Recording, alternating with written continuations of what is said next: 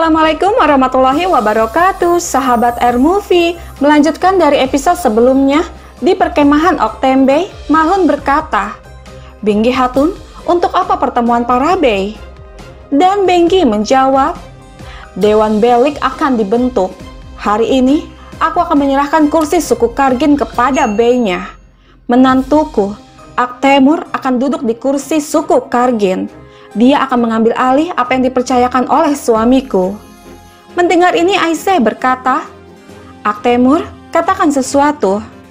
Kemudian Aktemur mengatakan, "Benggi Hatun, Ibu Benggi menanyakan hal ini dariku. Aku mempelajari ini dari Alcicek, tapi aku belum memutuskan." Menyaksikan ini Malhun bertanya, "Permainan apa yang kamu mainkan lagi, Benggi Hatun? Bagaimana bisa kamu melakukan hal seperti itu tanpa memberitahu Osman Bey? Tidakkah semua yang terjadi sudah cukup?" Dan Alcicek menjawab, "Tidak ada permainan, Bibi Malhun. Ibuku menyerahkan apa yang dipercayakan ayahku kepada Aktemur. Apa ada yang perlu dikhawatirkan? Dan mengapa Osman Bey menolak ini?" Mendengar ini Aisyah bertanya, "Jadi, kamu juga setuju dengan ini, Alcicek?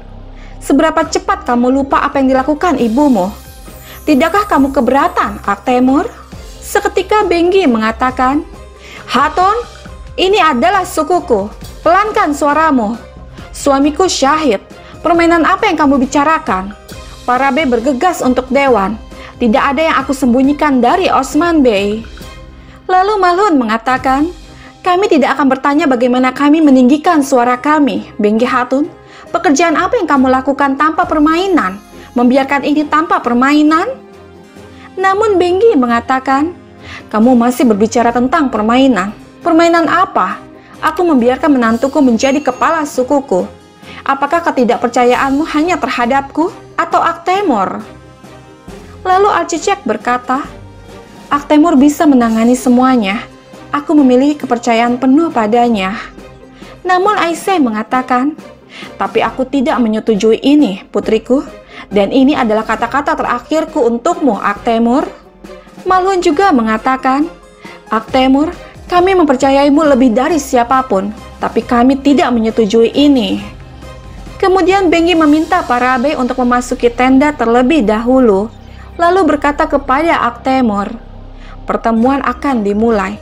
Buat keputusanmu sekarang, Aktemur. Jika kamu memutuskan untuk mengambil amanah, pertemuan ada di sana. Tapi jika kamu tidak menginginkannya, pintunya ada di sisi itu. Ayo, jangan biarkan para bey menunggu. Alcicek, ayo." Kemudian Benggi dan Alcicek pun pergi memasuki tenda.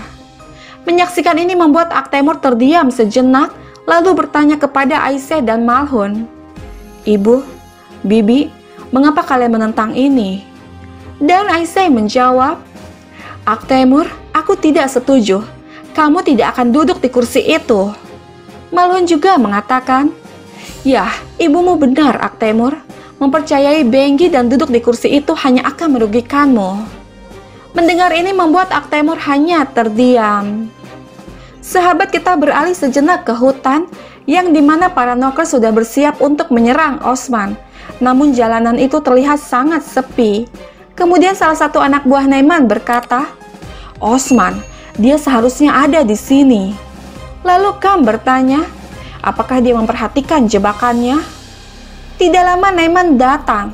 Melihat ada secari kertas tertusuk di batang pohon, Naiman memerintahkan para nokesnya untuk berkeliling dan terus mencari Osman.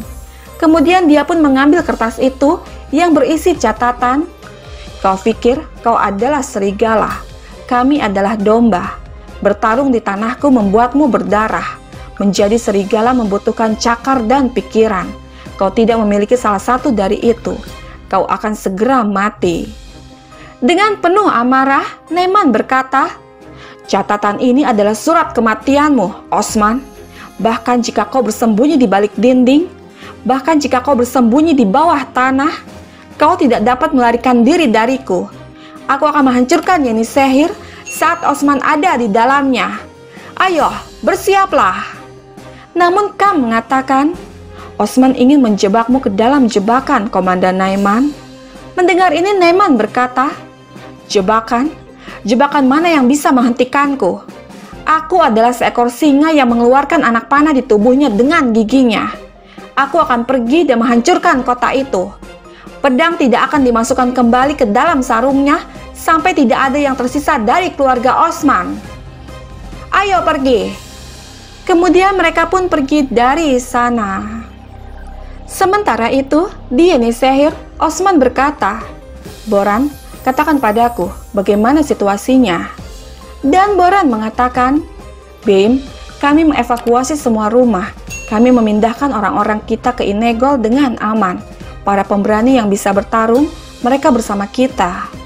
Lalu Cerkutai mengatakan, "Bubuk mesiu ditempatkan di setiap jalan, Beim. Semuanya siap meledakkan orang-orang kafir dan menempatkan mereka di bawah tanah." Tidak lama Konur datang memasuki ruangan seraya berkata, "Beim, seperti yang kau perintahkan, aku mengikuti Bayindir. Aku mengatakan kepada Turgut untuk melanjutkan tugasku, dan aku datang ke sini."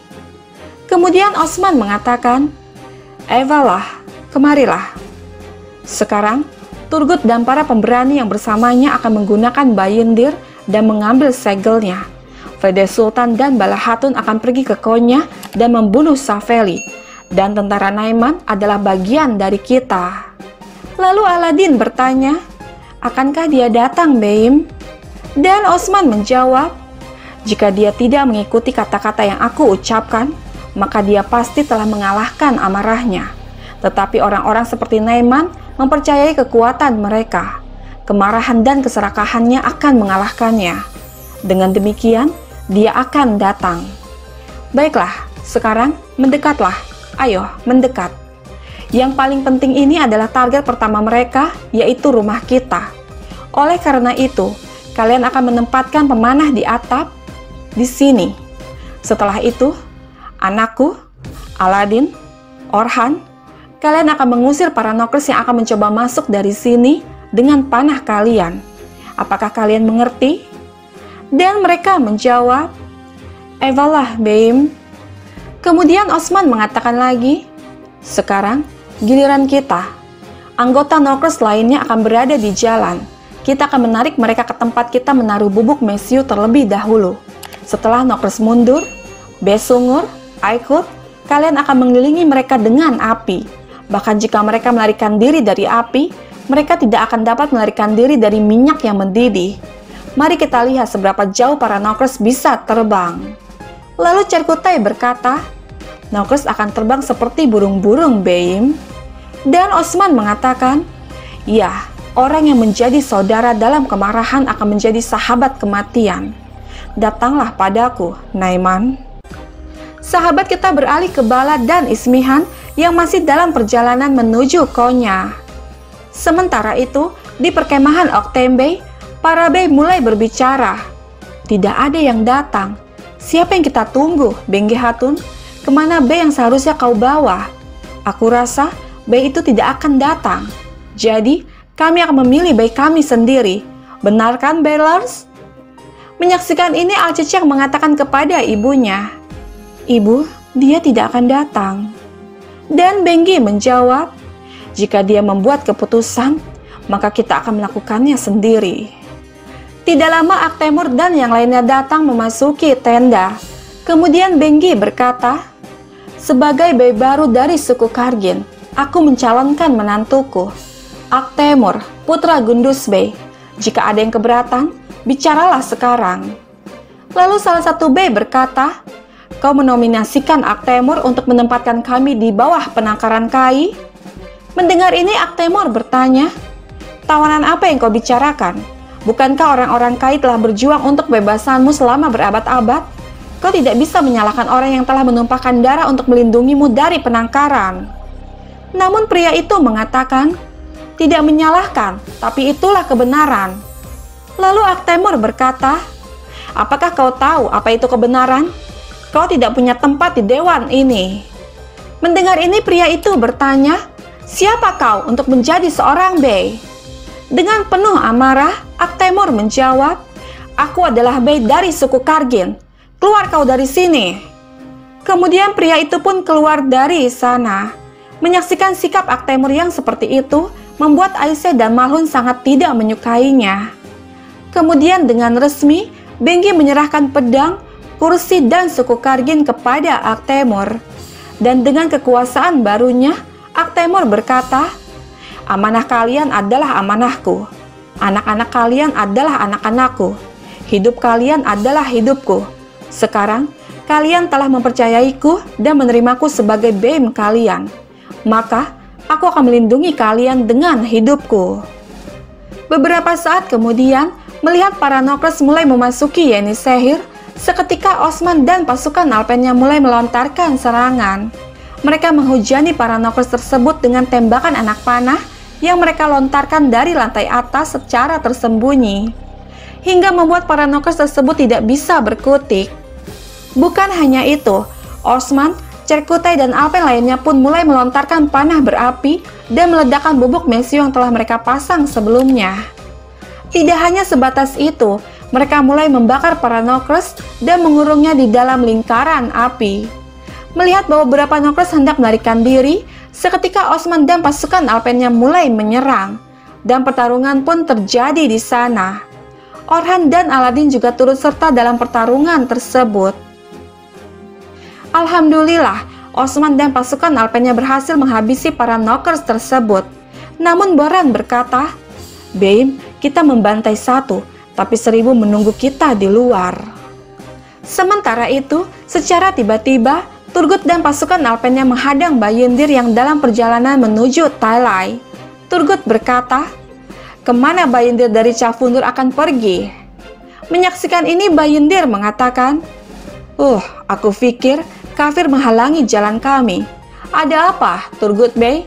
Kau ingin menumpahkan darah saudara?" Dan Turgut menjawab, "Tidak pernah. Bukan darah saudara, tapi aku akan menumpahkan darah pengkhianat. Tidakkah kau berpikir sama sekali? Kau pikir kau bisa lolos dengan semua tindakan jahat itu?" Lalu Bayindir mengatakan, "Menjauhlah dan aku akan memaafkan apa yang telah kau katakan." Dan Turgut mengatakan, "Kau tidak perlu terus berakting. Kau telah terungkap. Kau bekerja sama dengan Naiman dan semua orang tahu itu." Lalu Bayindir mengatakan, "Jadi Osman tidak tertipu oleh semua permainan itu? Bagaimanapun, aku tidak akan menyerah." Kemudian Turgut berkata, "Kata-katamu tidak membantumu, Bayindir. Apa yang kamu lakukan? Akan kukatakan sekali lagi, kamu tidak bisa lolos.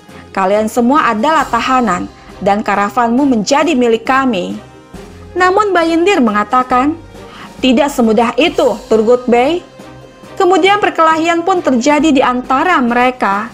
Dengan mudah, Turgut dan para Alpennya melumpuhkan Bayindir dan semua anak buahnya. Dan saat Bayindir hendak berserah diri kepada Allah, ternyata Turgut tidak membunuhnya. Dia berkata, "Tidak sekarang. Kami membutuhkanmu. Tapi kamu akan melakukan pekerjaan yang kamu tahu. Kali ini, kamu akan mengkhianati Naiman. Dan kemudian, kamu akan membantu kami mendapatkan segel berharga itu. Kutan, ikat dia ke belakang kereta." Sahabat kita beralih ke Bala dan Ismihan yang sudah tiba di Konya. Dengan penuh amarah, Ismihan berkata, "Caleli, cari dan temukan Saveli." "Bala, kita akan mencari putraku." Dan Bala menjawab, "Kalau begitu, ayo, Ferde Sultan, Wazir Saveli tahu bahwa kita akan datang. Mari kita bagi menjadi 2. Dengan begitu, kita akan segera menemukan Sultan Aladin."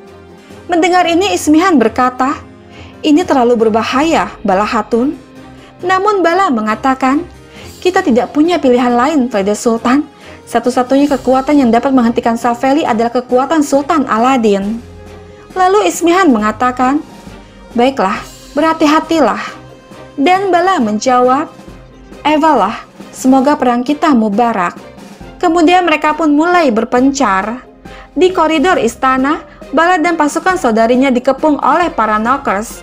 Tidak lama Saveli datang seraya berkata, "Bala Hatun, seseorang menginginkannya, tetapi orang lain mendapatkannya. Aku sedang menunggu Ferde Sultan." Dan Bala mengatakan, "Jangan khawatir, Wazir Saveli, entah dia membunuhmu atau aku. Di mana Sultan Aladin? jika kau melukainya sedikit saja?" Seketika Saveli mengatakan, "Dia akan terluka. Aku akan memberikan kepalanya kepada Naiman, tapi kamu tidak akan bisa melihatnya." Lalu Bala berkata, "Ketika singa berada di dalam kandang, bahkan serigala menunjukkan giginya. Buat gerakanmu, dan biarkan kami meluruskan kepalamu seperti kendi." Mendengar ini Saveli mengatakan, "Takdir telah berubah. Aku adalah singa, dan juga aku serigala. Tentara, serang mereka." Sahabat, kita beralih sejenak ke padang rumput dekat Yenisehir. Terlihat Naiman dan para nokersnya tengah menunggu dan siap menyerang. Tidak lama Osman datang seraya berkata, "Naiman, apakah kau bersembunyi di balik nokersmu? Kenapa kau tidak muncul?" Dan Naiman menjawab, "Kau mempertahankan kotamu dan membunuh nokersku. Kau memiliki tanahmu, tapi apa yang aku miliki? Aku hanya memiliki murkaku. Aku akan mengambil nyawamu dan menumpahkan darahmu." Lalu Osman mengatakan, "Dan aku memiliki keyakinan yang kuat." Kemudian Naiman bertanya, "Apakah menurutmu itu akan melindungimu dariku?" Dan Osman menjawab, "Murkamu akan mengakhirimu." Lalu Naiman berkata, "Ini adalah belas kasihan terakhir yang aku miliki untukmu. Tidak ada lagi darah yang akan tertumpah. Ini adalah darah terakhir, Osman. Besok, saat matahari terbenam, kau akan datang ke Karalok. Hanya kau dan aku. Kita akan pergi ke medan perang. Hanya satu dari kita yang akan pergi secara keseluruhan. Darah terakhir, Osman." Dan Osman menjawab, "Siapkan medan. Saat aku berada di medan, saat aku menghunus pedangku, aku memiliki medan. Aku menerimanya. Tetapi nokersmu akan meninggalkan tanahku ketika aku mengambil kepalamu." Lalu Naiman berkata, "Beritahu beimu, mereka akan mematuhiku ketika aku meletakkan kepalamu di tombakku." Dan Osman mengatakan, "Ketika aku membunuhmu, kau bahkan tidak akan memiliki kuburan di tanah ini." Sahabat, bergabunglah terus bersama kami untuk mengetahui kisah selanjutnya.